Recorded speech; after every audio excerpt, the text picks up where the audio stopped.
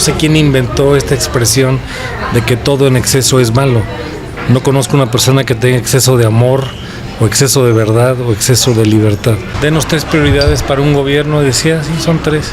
Educación, educación y educación. Hay mucho por hacer. Tere representa esa nueva generación de una mujer con grandes sueños. El camino de la educación es la diferencia entre lo que somos y lo que queremos ser. Becas para titulación. Segundo, becas de movilidad para irse a estudiar a otras partes del mundo y aprender otros valores, conductas. Y tercero, becas de transporte. Y comentaba que ella, después de los 18, 19 años, le dijeron, ya vas en autosuficiencia y no va a haber manera de que la familia te apoye. Y ya que están los maestros escuchándonos, tengo la convicción de que ella tiene propuestas y escucha para poder hacer las cosas.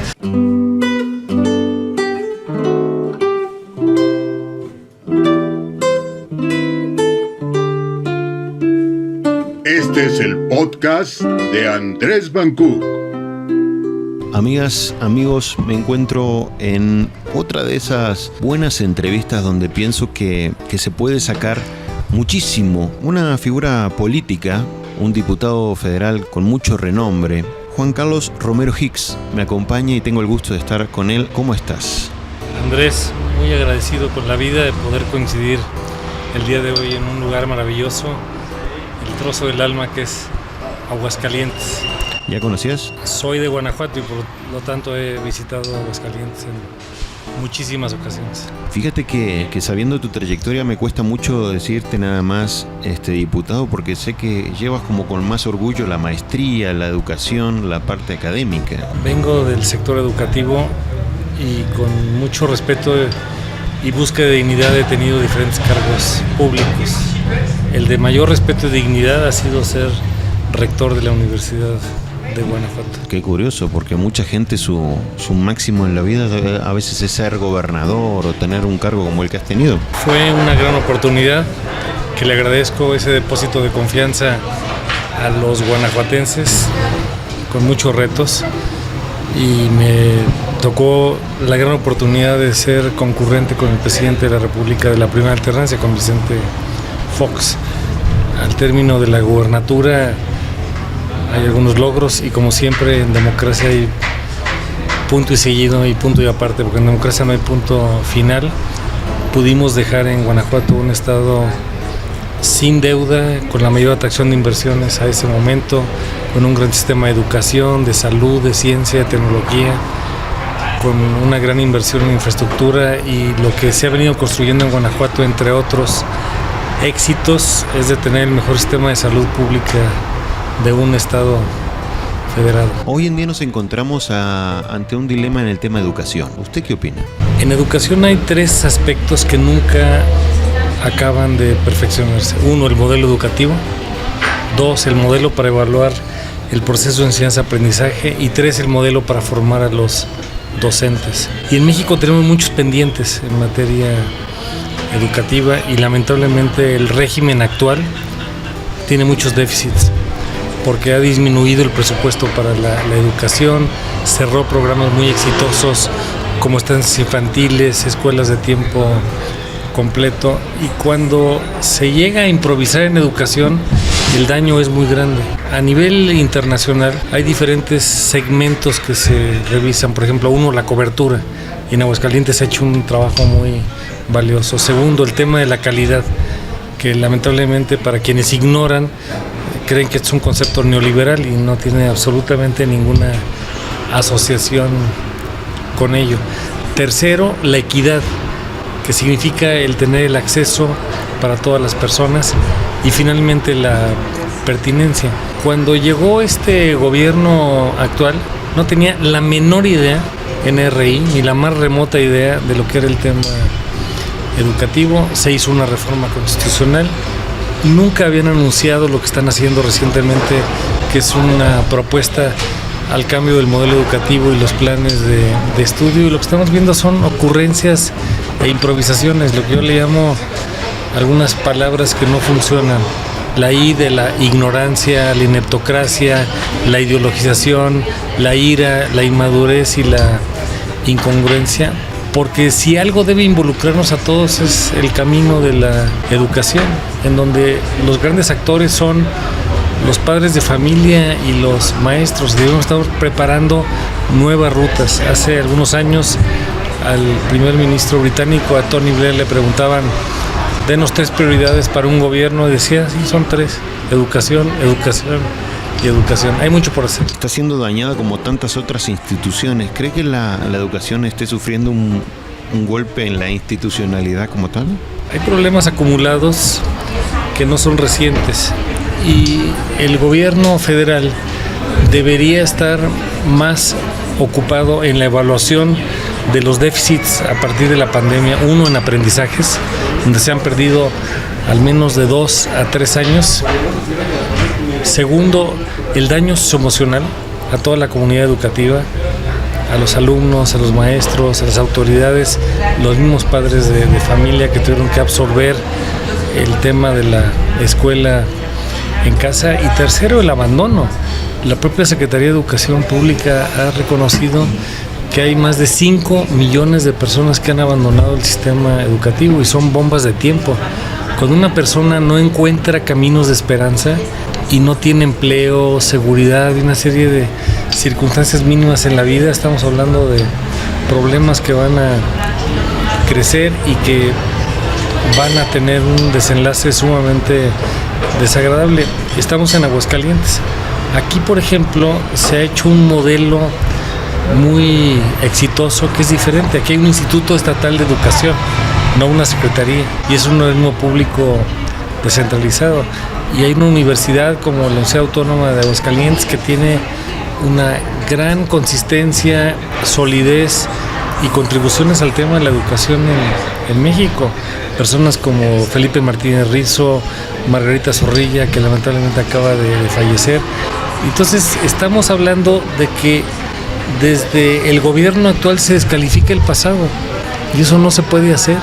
Estamos hablando de más de 1,5 millones de maestros que con polvo, sudor y lágrimas en el país, sea desde la sierra y la montaña en Oaxaca, en Chiapas, en los lugares más alejados o en los lugares donde tienen mejores condiciones, siempre el camino de la educación es la diferencia entre lo que somos y lo que queremos ser. La educación es hacer de una persona alguien que anteriormente no existía, y es un conjunto de conocimientos, habilidades, valores, conductas y actitudes. La importancia del pensar, ¿no? Saber pensar, saber leer, saber proponer, saber escribir, saber comunicarnos. Más vale una persona completa que un buen tecnócrata. Y si algo hace el ser humano, aparte de respirar desde el primero hasta el último suspiro de vida, es desplegar su capacidad de amar, de aprender y de comprometernos. Y hoy el aprendizaje se da en todo el espectro social. Naciones Unidas lo subraya en 4 ámbitos. 1, aprender a aprender. Nunca se deja de aprender. Segundo, muy importante, aprender a ser persona, crecer de manera integral. Tercero, aprender a hacer algunas tareas. Y eso lo puede hacer un ingeniero, un médico, un abogado, un profesor, un profesional de cualquiera de las áreas. Y finalmente, aprender a convivir. Estos 4 aprendizajes: aprender a aprender, aprender a ser persona, aprender a hacer y aprender a convivir, son muy importantes y tenemos que desplegarlos, porque la educación se hace durante y para toda la vida, y no solamente es la escuela. Empieza en la familia, el barrio, la colonia, la comunidad, y sí, pasa por la escuela y todo el espectro social, el sindicato, la cooperativa, la iglesia, la empresa. En cualquier lugar estamos desplegando esa posibilidad de educarnos. Como usted dice, hay que tener cuidado, porque si uno vive como piensa, acaba pensando como vive. Es una frase de Pascal. Muy interesante. Si no se vive como se piensa, se acaba pensando como se vive. Llega a Aguascalientes ahora con esta fusión que tuvieron los partidos políticos en la alianza que tienen, donde, bueno, la candidata del PAN en este caso es Tere Jiménez. Usted llega aquí, la ve como un tema que muchos profesores, maestros, en este momento lo están escuchando. ¿La ve como una esperanza en ese aspecto en particular? Es una generación de reemplazo en la sociedad. Tere representa esa nueva generación de una mujer con grandes sueños, con la recepción de una serie de inquietudes de parte de la sociedad. Hoy la acompañé a una universidad y estuvo dialogando con los jóvenes y les comentaba 3 aspectos muy específicos. 1, becas para titulación, para lograr completar el ciclo. 2, becas de movilidad para irse a estudiar a otras partes del mundo y aprender otros valores, conductas, estados de derecho. Y 3, becas de transporte. Y comentaba que ella salía de la universidad y después de los 18, 19 años le dijeron: ya vas en autosuficiencia y no va a haber manera de que la familia te apoye. Es esa cultura del esfuerzo de una mujer joven, innovadora, talentosa, comprometida. La conocí en 2012, cuando estaba llegando ella a la Cámara de los Diputados. En mi caso era senador de la República y presidía la Comisión de Educación.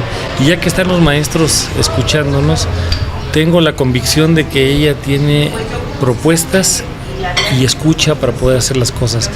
Porque en una escuela la razón de ser son los alumnos y la forma de ser son los profesores. Y lo que tenemos que hacer es construir comunidades educativas, una comunidad de valores que nos pueda dar mejores condiciones. ¿Cree que va a ser algo importante en la diferencia? Porque ya llegar, usted fue gobernador, ya ser gobernador de un estado, me imagino que tiene muchas presiones, que no es simplemente las de un municipio, sino que muchos municipios, muchas necesidades. ¿Usted cree en que trae la solidez para apoyar un magisterio, para apoyar a una institución educativa, para hacer cambios y cumplir las promesas? Estoy convencido. Conversé con ella hace unas cuantas horas y su primera prioridad es la educación. Y lo entiende y lo asume porque es un proceso personal que ella misma tuvo, el reto familiar de salir adelante, la cultura del esfuerzo, y en el diálogo que ha venido sosteniendo con maestros, padres de familia y alumnos, así lo ha establecido. La diferencia entre lo que somos y lo que queremos ser es el tamaño de los ideales. Y ella se siente como una persona, mujer de otra generación que quiere albergar el tamaño de los sueños de una persona. ¿Usted siente que en este momento, en el gobierno actual que tenemos, peligra la educación en México? En la parte federal no hay un proyecto. Lo expreso como mexicano, como educador y como político y en particular legislador, de que ha faltado una claridad sobre lo que se quiere en todo esto, y al mismo tiempo lo que ha ocurrido es que no hay interacción. Nuestros secretarios de educación... ¿Quién es hoy en día? Delfina Gómez, ¿no? Sí, es una maestra que tiene conocimiento de la educación. Pero parece que ha sido muy desatinada en todas las decisiones, inclusive con esto de las que quitaron las escuelas de tiempo completo, donde muchos niños comían ahí. Después de haber tenido secretarios de educación como José Vasconcelos, como Agustín Yáñez, como Torres Bodet, se necesita una persona que tenga el tamaño para decirle al presidente, con el rango intelectual y con la propuesta necesaria, por dónde debe ir el rumbo. Pero tenemos un presidente de un solo gabinete que es él mismo. Él dialoga con él mismo, no dialoga con la sociedad. Y entonces sí necesitamos hacer una evaluación a fondo del sistema educativo. México utópico que usted sueña, como aprovechando, su conocimiento a nivel federal, ¿cuál sería? El reto es que la utopía se convierta en realidad. Y en esa utopía, que es el trazo ideal de a dónde queremos aspirar, necesitamos atender al menos 4 grandes cánceres que tiene el país. Primero, el cáncer más profundo, que es la quiebra del alma, los valores y las instituciones. Ese es el tema de fondo. Es un país con una baja autoestima, en donde lamentablemente esta ausencia de valores nos está costando muchísimo. No sé quién inventó esta expresión de que todo en exceso es malo. No conozco una persona que tenga exceso de amor, o exceso de verdad, o exceso de libertad. Segundo, el cáncer crónico, que es la pobreza y la desigualdad, y una economía que no redistribuye el ingreso. Y pasa por educación, salud, vivienda, agua, alimentación, seguridad social, y una economía que sea mejor para que crezca la economía y se reparta mejor entre todos y corrija asimetrías. Tercero, la violencia y la inseguridad.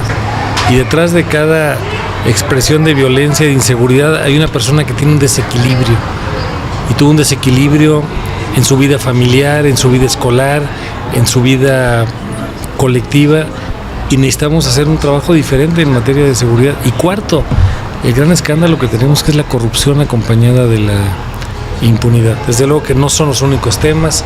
Pero fue la promesa de Obrador, acabar con la corrupción desde el primer día que entre. El presidente hizo un diagnóstico correcto, con un tratamiento inadecuado, porque salió a la calle, escuchó a los mexicanos, lo cual es digno de reconocimiento, pero no ha sabido hacer propuestas que puedan corregir este tipo de problemas. Maestro, entonces en su diagnóstico, ¿qué le diría a los demás maestros de Aguascalientes que se van a enfrentar ahora realmente a una disyuntiva, donde tienen presión federal, donde hay amenazas? ¿Qué le diría ahora que se tienen que enfrentar a un tema de voto en Aguascalientes? El voto. El voto es una decisión libre, personalísima, y se ejerce el sufragio de manera secreta. Una persona, un voto, es donde todos somos iguales.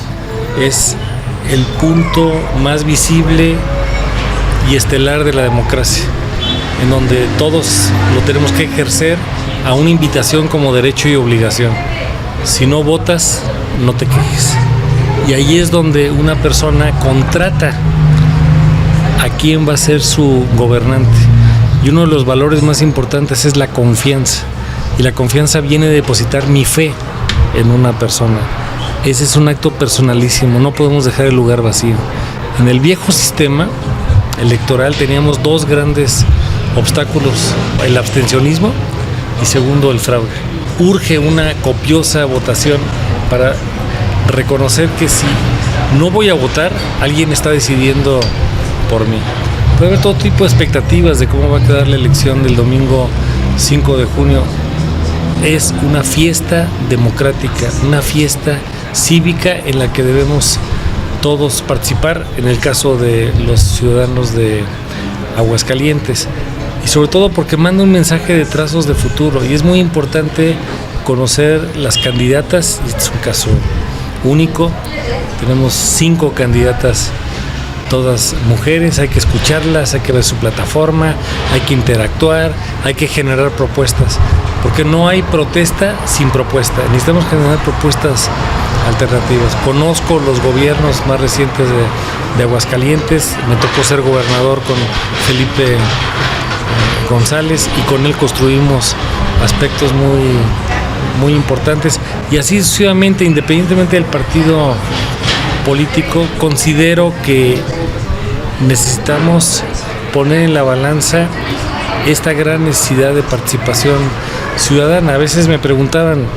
hace unos años yo presidía la Comisión de Educación en el Senado, me reuní con unos rectores de Canadá y me comentaban antes de la elección de 2018, porque parecía que la expectativa era que iba a ganar quien hoy es nuestro presidente de la República, y por qué había tanta preocupación. Y les decía por 3 indicadores muy concretos. Porque en otros países termina la elección y las cosas se estabilizan, pero en México, 1, necesitamos Estado de Derecho y tenemos Estado de chueco, como dice Gabriel Said. 2, necesitamos contrapesos republicanos, Congreso de la Unión, congresos locales, gobernadores, ayuntamientos. Y tercero, ciudadanía. Si no tenemos Estado de Derecho, contrapesos y ciudadanía, nuestra democracia no se va a construir de mejor manera. La cuestión política de los mexicanos, su artículo 3, establece que la democracia no solamente es un régimen político, es una forma de vida, y se construye. Y no se hace cada 1000 días que vamos a votar, se construye todos los días. Necesitamos ser buen hijo, buen ciudadano, buen padre, buen miembro de familia, obrero, campesino, empresario, artista. Por eso es que esta participación ciudadana es tan significativa. Probablemente el mejor régimen electoral del mundo. Elementos muy sencillos. Primero, la credencial con fotografía. Eso no existe en muchas partes del mundo. Segundo, el padrón con fotografía al momento de ir a la casilla, y que son nuestros vecinos los que nos reciben, nos acreditan y cuentan los votos. Tercero, la misma noche de la elección, voto por voto y casilla por casilla, se van depositando el programa de resultados electorales preliminares, el PREP. Eso no es común en otras partes del mundo. Y aproximadamente como a las 10 de la noche, el Instituto Nacional Electoral, por acuerdo que tiene con los organismos estatales electorales, por un método estadístico científico de una muestra confiable, con una diferencia de más o menos 1%.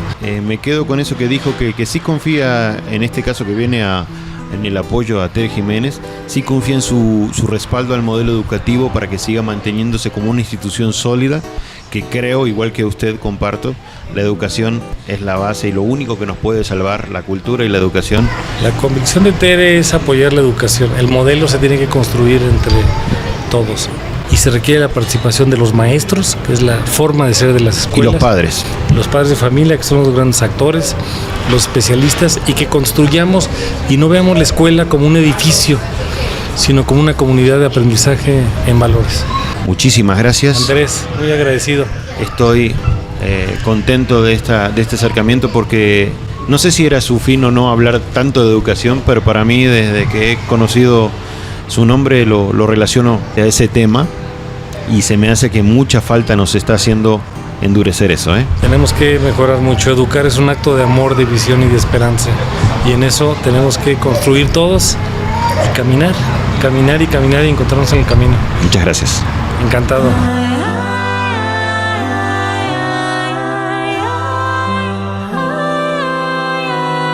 Este es el podcast de Andrés Bancú. Sigue al explorador de la comunicación en sus redes sociales www.andresbancú.com.